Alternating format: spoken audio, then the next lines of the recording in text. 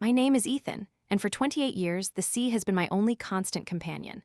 I live in a small, weathered house nestled on the ragged coast of Maine, a house my grandmother left me, smelling perpetually of salt and old wood. My world is simple, defined by the rhythm of the tides and the hard work of pulling lobster traps from the icy depths. I am a lobsterman, like my father and his father before him. It is a quiet life, solitary maybe, but deeply satisfying. I wake before dawn, the seagulls already crying their mournful calls, and I spend my days wrestling with ropes and traps, my hands calloused, my mind clear. There is a certain magic to the ocean, a raw power that connects me to something ancient, something my grandmother understood deeply. She taught me to read the waves, to respect the hidden currents, and to always listen to the whispers of the wind off the water. She also taught me about the old stories, the ones the town mostly forgot, about what lies beneath, and what happens when the balance is disturbed. I carry her memory like a warm stone in my pocket, especially her small, intricately carved wooden mermaid, which always sat on my mantelpiece, her silent gaze fixed on the sea. My life was peaceful, hard-earned, and profoundly mine. That peace shattered the day Victor Sterling arrived. He rode into our quiet harbor town like a storm front, all polished chrome and sharp suits, bringing with him a whole new kind of noise. Sterling was a big city developer, a man with too much money and an even bigger appetite for acquisition. He saw our weathered fishing village not as a home, but as an opportunity, a blank canvas for his grand vision. A luxury resort, sprawling and gleaming, a monument to greed on land that had always belonged to the sea and its people. He wanted waterfront property, every last inch of it, and my house, with its sturdy dock and prime location, was right in his crosshairs. I watched him at first, a shadow in the town, as he bought out old Mrs. Gable with her failing health and Mr. Henderson with his mounting medical bills. He didn't ask, he dictated. He didn't offer, he demanded. He used his lawyers like attack dogs and his money like a battering ram. He started making threats, veiled at first, then increasingly blunt. He wanted my land, my grandmother's land, the place where I had learned to walk and to sail, the very heart of my existence. I refused. I stood firm, holding on to my heritage, to the unspoken promise I made to my grandmother to never let this place fall into the wrong hands. My defiance, though, only made me a target. Sterling started small, reporting me for fabricated fishing violations, sending inspectors who found phantom defects in my boat. Then his hired thugs started cutting my lobster trap lines, leaving me with empty pots and lost income. Each incident was a calculated blow, meant to wear me down, to break my spirit. But the breaking point, the moment something truly snapped inside me, came when I returned home one afternoon to find my front door ajar. Inside, a scene of chaos. My simple furniture was overturned, drawers ripped open, and on the floor, shattered into a dozen irreparable pieces, lay my grandmother's wooden mermaid.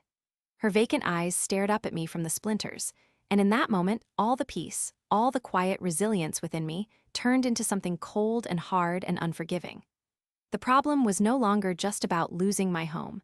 It was about a profound violation, a desecration of everything I held sacred.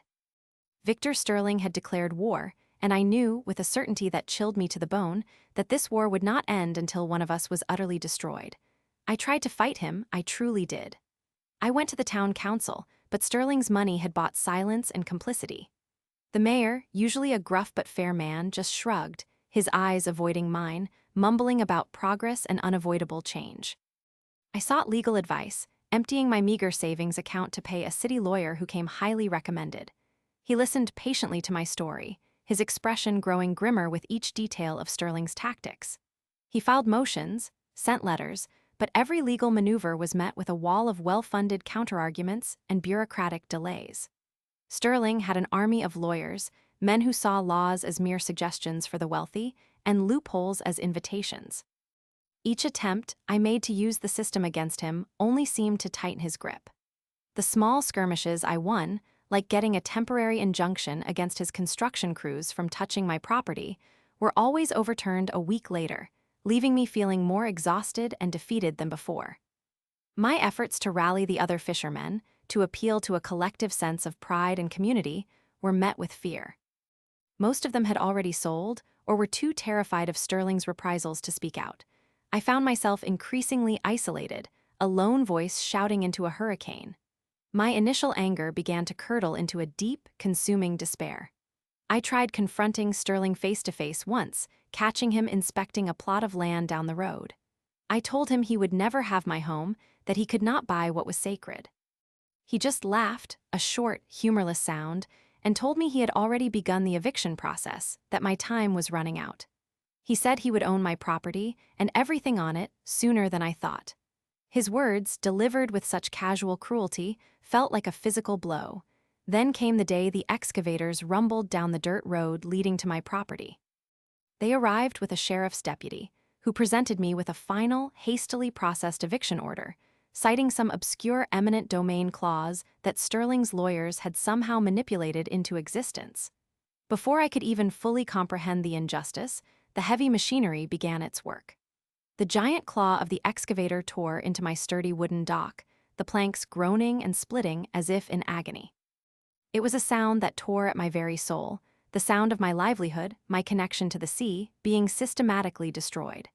My fishing boat, tethered loosely, was tossed about by the demolition, its hull scraping against the crumbling pilings, taking on water. I stood there, watching, utterly powerless, my hands clenched into useless fists, tears of rage and frustration blurring my vision. My home was still standing for now, but without the dock, without my boat, without my ability to fish, it was nothing more than an empty shell.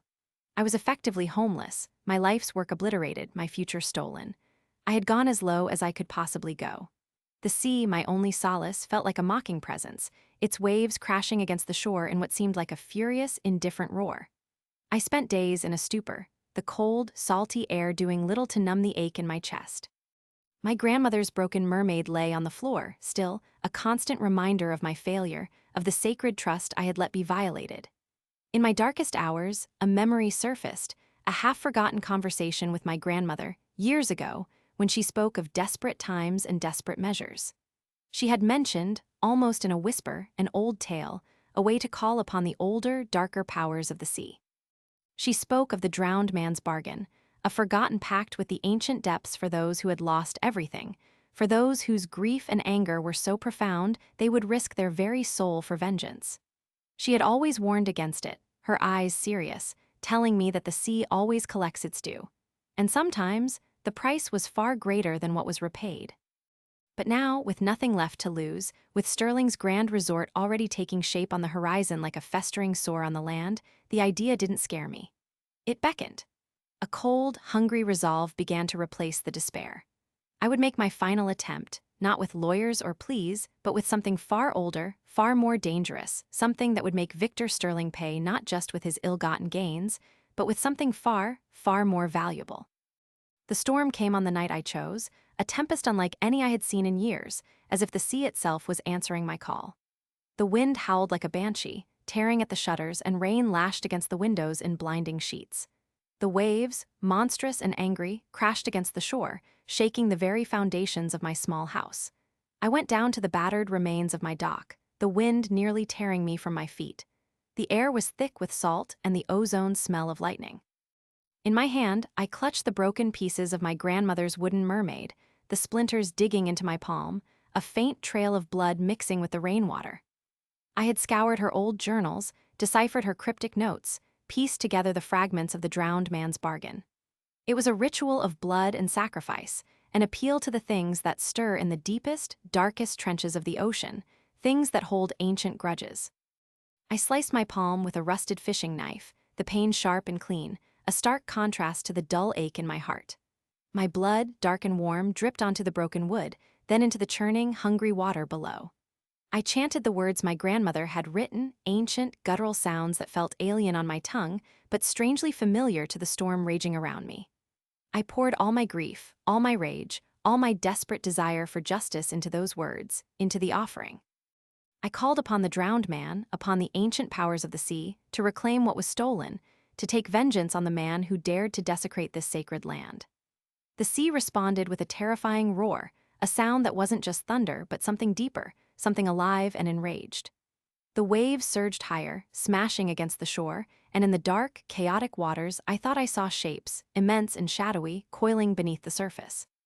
I felt a profound chill, not from the cold, but from the immense power I had unleashed. The bargain was struck. Days later, the storm had passed, leaving behind a scarred coastline and an eerie calm. Sterling's Grand Resort, a monument to his avarice, was set to have its lavish grand opening.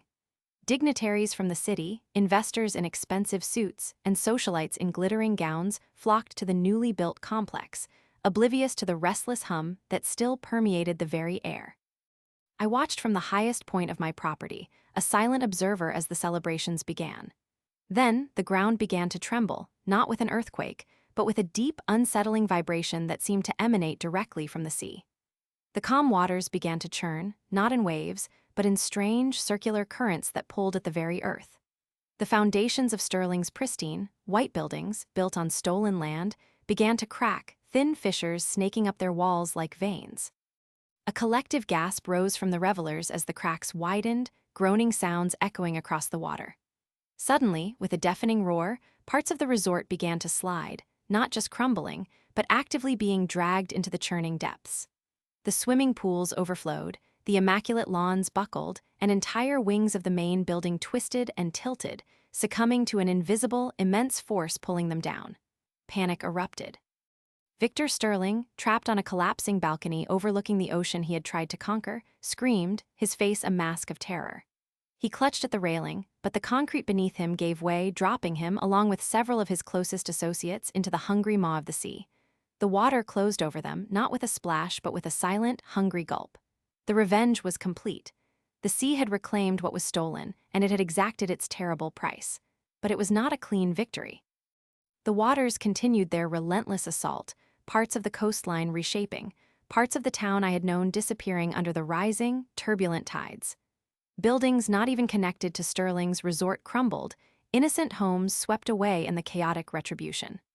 The sea, once my solace, now felt like a living, breathing entity, its power unleashed, a reflection of the darkness I had called forth. My small, weathered house, standing on a slightly higher ridge, remained untouched, an island in the midst of the watery devastation. I was alive, but I was changed profoundly and irrevocably. The quiet lobsterman was gone, replaced by a man haunted by the echoes of a bargain made in blood and desperation. The sea continued to be restless, its moods unpredictable, its surface often mirroring the turmoil within me. The coastline was a mess of debris and shattered memories, a stark reminder of the night I called upon the old powers. The town, what was left of it, was a ghost of its former self, its people speaking in hushed tones about the night the sea simply rose up and swallowed everything. They avoided my gaze, their eyes filled with a mixture of fear and something else, something akin to understanding, as if they sensed the shift in me, the chilling connection I now held with the ancient, hungry depths. I returned to my life, if it could still be called that, though my fishing boat was gone and my dock was a memory. One morning, as I walked the reshaped beach, a smooth, new piece of driftwood caught my eye. It was a carving exquisitely rendered of a mermaid. It was perfect, unblemished by the storm, and it looked eerily like the one my grandmother had carved, the one that had been shattered. But this one's eyes, carved with such chilling realism, seemed to follow me, seemed to hold an ancient, knowing light. I picked it up, the wood warm and alive in my hand, and felt a profound, unsettling certainty. I wasn't just a lobsterman anymore. I was a keeper of a pact, bound to the very powers I had invoked. The drowned man's bargain had been fulfilled, but it had created a new kind of keeper. I knew, with a bone-deep certainty, that I would spend the rest of my days watching the turbulent waters, my gaze reflecting the endless, cold hunger of the deep, a silent guardian of a restless, vengeful sea. And sometimes, in the dead of night, when the tides pulled low, I swore I could hear the faint, echoing whispers of my grandmother, warning me that the sea always collects its due, and that sometimes it chooses its collectors with chilling precision.